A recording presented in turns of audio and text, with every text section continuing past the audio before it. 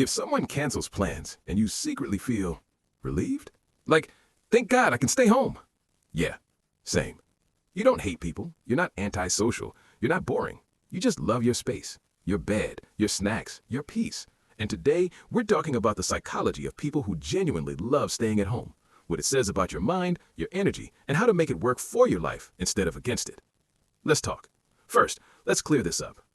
People who love staying home aren't lazy.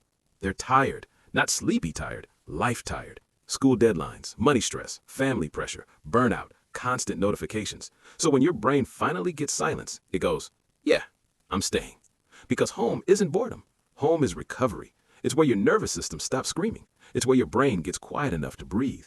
So instead of parties, you choose peace. Not because you hate fun, but because you respect your energy. But here's the part nobody talks about. Some people don't love staying home because they're tired. They love staying home because it's where they feel most themselves. Let's break that down.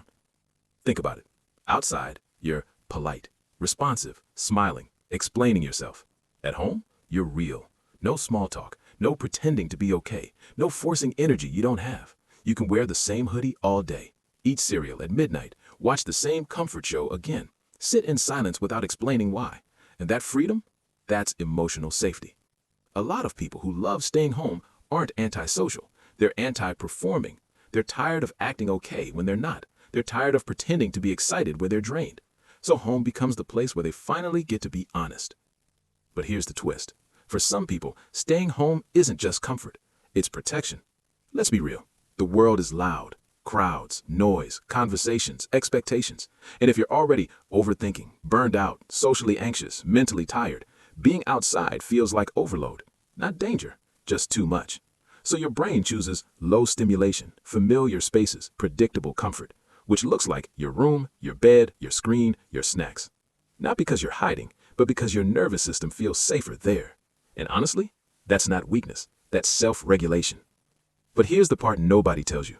Sometimes, loving staying home isn't about peace, it's about avoiding something deeper.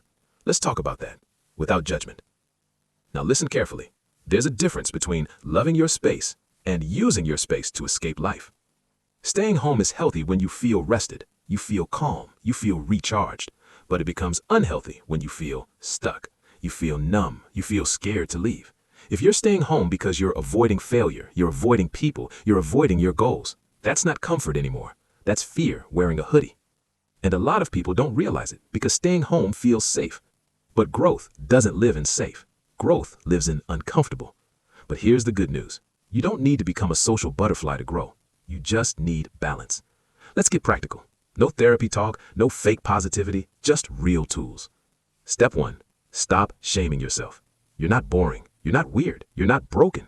Some people recharge alone. Some recharge around others. Neither is better. But self-shame drains more energy than socializing ever could. So drop the guilt. Step 2. Use home as a recharge station, not a hiding place. Ask yourself, am I resting or avoiding? Resting makes you feel stronger. Avoiding makes you feel smaller. If home leaves you refreshed, great. If home leaves you stuck, something needs adjusting. Step 3. Create tiny outside wins. Not go to a party. More like walk outside for 5 minutes. Sit in a cafe. Reply to one message. Go to class even if you sit quietly. Small exposure, low pressure, still growth. Your comfort zone expands slowly, not violently. Step 4. Make home productive, not passive.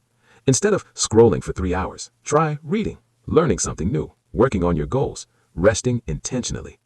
Home can be a launch pad, not a pause button. And when you use it right, staying home becomes power, not procrastination. So here's the truth. If you love staying home, you're not lazy, you're not antisocial, you're not wasting your life.